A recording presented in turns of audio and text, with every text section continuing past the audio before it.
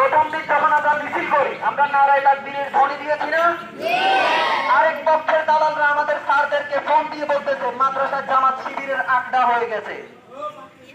যেখানে ঢাকা বিশ্ববিদ্যালয়ে নারায় তাকবীরের ধ্বনি চলে, শাহবাগে নারায় তাকবীরের ধ্বনি চলে, সেখানে তারকার হাট মাদ্রাসায় নারায় তাকবীরের ধ্বনি চলবে না কেন? মাদ্রাসাটা কি তোর বাপের?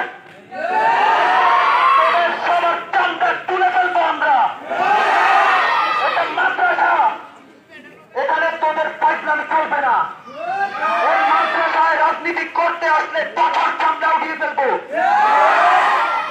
আমাদের শিক্ষকদের দিকে চোখ রাঙানি আর তোদের চোখ তোদের কপালের নিচে থাকবে, এটা ভাববি না, চোখ উঠতে ফেলবো। আজকে আমাদের অবস্থান মোশাররফ এবং তার দালালদের যে আক্রমণাত্মক কথাগুলো তার বিপরীতে